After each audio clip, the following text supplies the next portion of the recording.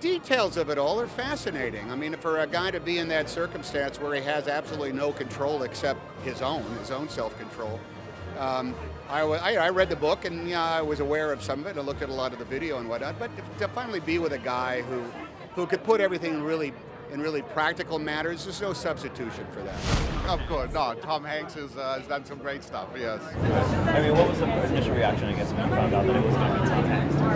Well, I was happy he was an actor. It wasn't a plumber or electrician, so it's good to have an actor play you in a movie. So it was good to hear it. They did reach out. Tom really just wanted to come and meet me a few times. The props was very involved in a lot of phone calls. Billy Ray, the screenwriter, we did a lot of time together, telephone, email.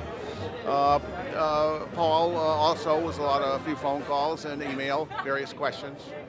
So there was a fair amount, but I went on set once for a few hours just to watch, but that's about my involvement. I've seen the movie, yeah. It was worse than what it shows, so it wasn't tough to see it. And it is a movie, so I think they did a good job. For guys who had never done it before, they figured out the racket pretty quick, you know. There is a physics to it that you got to learn. But that's no good unless somehow you're naturally a storyteller who can play and not be self-conscious because of the camera. And they really were. I mean, for the first couple hours we were working together for the very first time, it was surreal. There's no doubt about it. But we all settled down, and we were all playing on the same team. It was good, you know. It was good. It made the story better, and you know, my character more believable. He's a very hard-working man, and he's a humble guy, and you know, it helped me get my part. I've been watching these movies for years. I mean, I learned English to his store as well. And I mean, being able to meet him on screen for the first time when we were basically separated, it's a great experience, and I love that part. He's just a magnificent actor.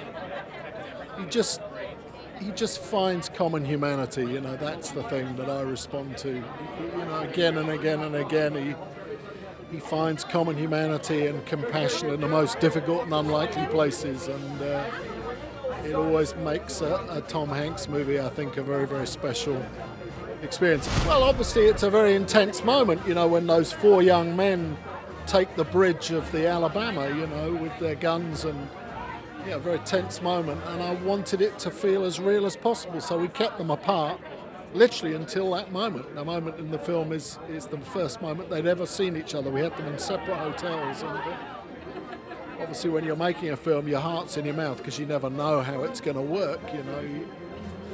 But it did, thankfully, and I think it just had a sort of energy and an intensity. Yeah, we were kept separately for all that time. We knew that we could see guys that looked like they were Somalis, but we didn't know who was who until they came roaring into us the day that we were shooting the scene where they took over the bridge of the ship. And it ended up being this environmental exercise. It really worked out. We were excited to meet him in the beginning, but the fact that, I mean, Paul Greengrass told us that we need to wait till that scene. I mean, we kind of understood the idea and what it stood for. And when it came to the scene itself and we actually did it, it was so amazing that we felt that way too. What can you say about Tom that hasn't been said? I mean, he's an incredible actor. I mean, he's an incredible actor.